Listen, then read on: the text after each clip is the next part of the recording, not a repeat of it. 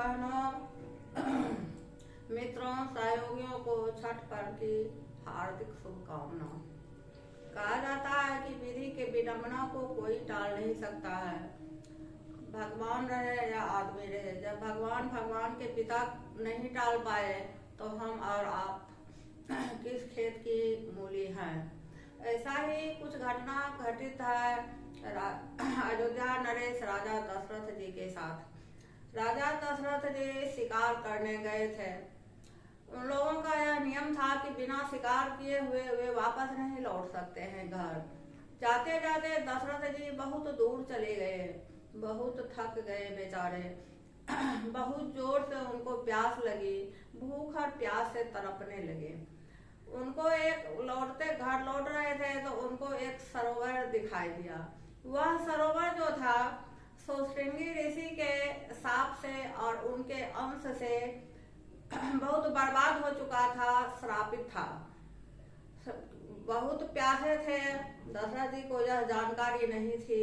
वे जा करके इतना प्यास उनको लगा था कि जा करके उस सरोवर का पानी पिए और उसमें स्नान किए। स्नान करके निकले तो उस सरोवर को साफ था कि जो पुरुष इस सरोवर का पानी पिएगा या स्नान करेगा तो वह पुरुष नारी के रूप में परिवर्तित हो जाएगा। ऐसा ही हो गया दशरथ जी के साथ। दशरथ जी सरोवर का पानी पिए, स्नान किए और निकले तो उनका शरीर जो था सो नारी का हो गया। वह सरोवर जो था वह अप्सरा के स्नान करने के लिए था। उसमें सिर्फ अप्सराएं ही स्नान करती थी। दशरथ जी का शरीर एक अप्सरा के रूप में परिवर्तित हो गया। वह बहुत दुखी थे। अपने शरीर को देख करके वो रोने लगे। इसी क्रम में अंग देश के राजा रामपाद जो थे वे भी शिकार करने आए थे। वो उतने सुंदर नारी को देख करके वे काफी मोहित हो गए और बोले कि हे सुंदरी, तुम इस निर्जन वन में काहे उदास मुद्रा में यहाँ बैठी हुई हो।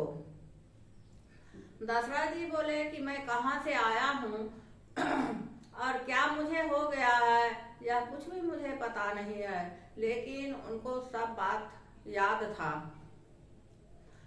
राजा अंगदेश के राजा रामपाद बोले कि हे सुंदरी, चलो मेरे राजमहल में रहना।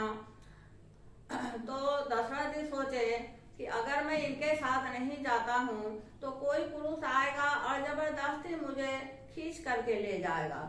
मेरा भला इसी में है कि मैं अंगदेश के राजा रामपाद के साथ उनके ही राजमहल में चला जाऊं।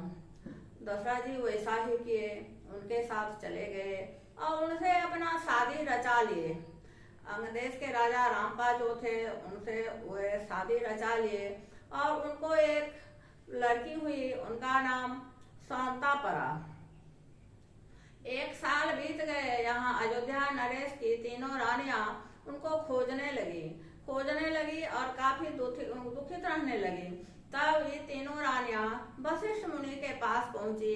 अब वशिष्ठ मुनि को कहानी सुनाई कि राजा अयोध्या नरेश जो शिकार करने गए हैं, 1 वर्ष बीत गया है, वे अभी तक लौट करके नहीं आए हैं। वशिष्ठ मुनि सुमंत मुनि को बोले कि सुमंत, अपने सेना को लेकर के चलो और उनका पता लगाओ कि कहाँ तक उनके घोड़ा के पैर का चिन्ह है। जाते जाते वे लोग गए तो सरोवर के पास तक उनका पैर का चिन्ह था। सुमंत मुनि कुछ कथा में सुने थे कि अगर निर्जन वन में कोई सरोवर है तो उसमें बड़ा बड़ा जानवर भी रहता है और श्रापित भी रहता है, उसमें नहीं छूना चाहिए, उसका पानी नहीं छूना चाहिए। सुमंत ऋषि वहां गए और नहीं उस पानी को छुए और अपने सैनिकों को वहीं पर रोक दिए। बोले कि सरोवर के पास नहीं जाना है, सरोवर के बगल में रुके।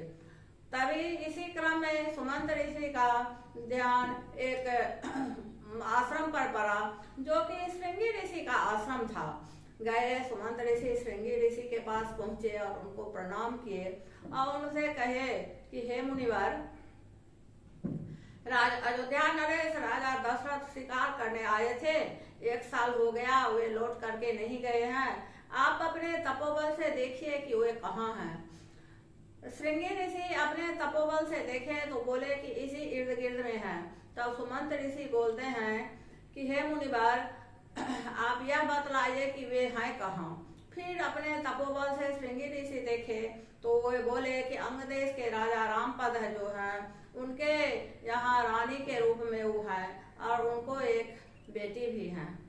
तीनों आदमी वहां गए रामपाद, अंग्रेज के राजा रामपाद के यहाँ, तो उनको सारी वृतांत सुनाए। तो उधर से वो रामपाद जो थे वे बहुत अच्छे आदमी थे। वे औरत रूपी दशरथ जी को बुलाए। आप बोले कि आप इन लोगों को पहचानते हैं। दशरथ जी बोले कि हे सुमंत ऋषि, आपको यहाँ पर आने का क्या प्रयोजन है। तब सुमंत ऋषि बोले कि हे अयोध्या नरेश, आपके बिना आपका राज्य जो है सो बर्बाद हो रहा है, उसको कोई देखने वाला नहीं है, आपकी बहुत आवश्यकता है। तब दशरथ जी कहते हैं कि इसके लिए आप जो राजा हैं रामपाद, उनसे अनुमति ले लीजिए। रामपाद को सुमंत ऋषि बोले तो रामपाद बहुत अच्छे आदमी थे। वे बोले कि मैं ऐसा पाप नहीं ले सकता हूँ कि उनका राज्य बर्बाद हो रहा है और मैं उनको यहाँ पर रखूंगा। बोले तैयार होकर के चलने के लिए।